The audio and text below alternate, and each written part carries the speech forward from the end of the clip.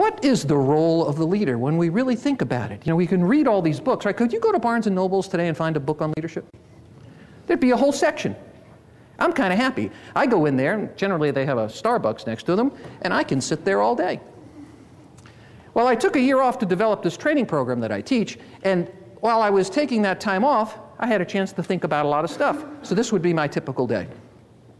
I'd wake up, have some coffee, put on my robe, and sit in the living room. And my wife would say, "What are you doing?" I said, "I'm thinking." She said, "What are you thinking about?" "Making money, and how I can put together a training program to help people make money." I said, "Sandra, think about this for a minute. What if you went into Barnes & Nobles, you know, and you sat in your favorite cushy chair there, and you had a subject in your mind, and all you had to do was think about it, and all the important stuff out of all those books flew out of those books on this piece of paper in front of you. So you didn't have to read all the other stuff, just the things you wanted." She said, "You better go get a job." I said, "Well, this is what I'm after. This is what I'm going to try to do. So let me give you some principles. The first principle is this: the role of the leader. When you dissect it, the role of the leader is very simple. It's to ensure that everybody who works for her wins. Wins. Think about that. If everybody who works for you wins, don't you win? It's a wonderful quid pro quo. So in order to help people win, we have to identify what's standing in their way. So whether you're within your own firm or now as you're managing across organizations with consultants and all of the other important constituencies to doing what you do, removing the obstacles that stand in people's way is probably the most important function of a leader. And it's incredible the results that can be achieved by doing that. So if you have somebody who works for you in a situation where they're not performing up to expectations, and you ask them to go through this, tell me what things stand in your way, and they do it, and they're not performing up to expectations, and you have decided in your own wisdom that they're not capable.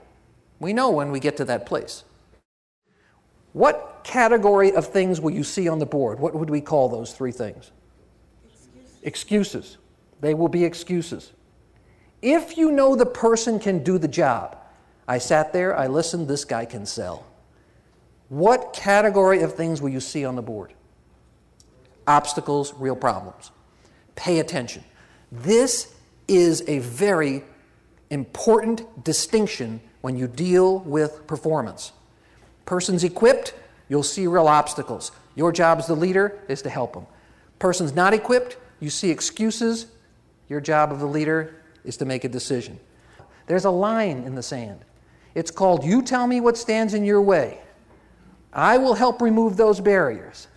Once I help you remove those barriers, if then you still do not perform, I have been fair. And it's time for action. How many of us, when our commitments are being made, have to follow up and make sure that things actually get done? To me, when I was leading organizations, that was a waste of time. I didn't enjoy that part. I really respected the people who got done what they said they would get done, on time without follow-up. Very important across organizations, because it drives this thing called accountability. And I love accountability. And I hope when you hear that word, you think of something very positive. This is what I'd like you to think about accountability.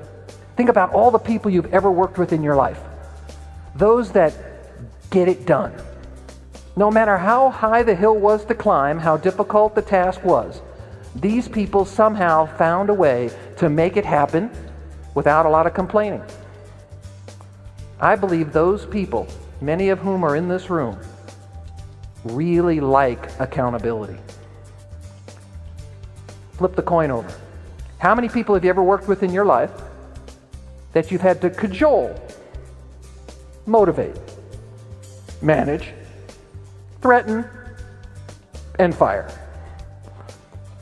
I don't think they really like being accountable. So a tip, when you hire the next person on your team, screen for accountability. Communication breaks down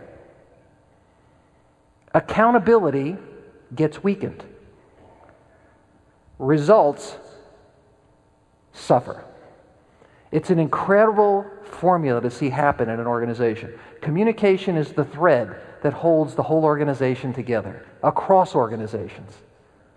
So if I work on trust, accountability, and clear communication, I will build, and you will build, stronger teams than you've ever had before to accomplish things that one would think are impossible.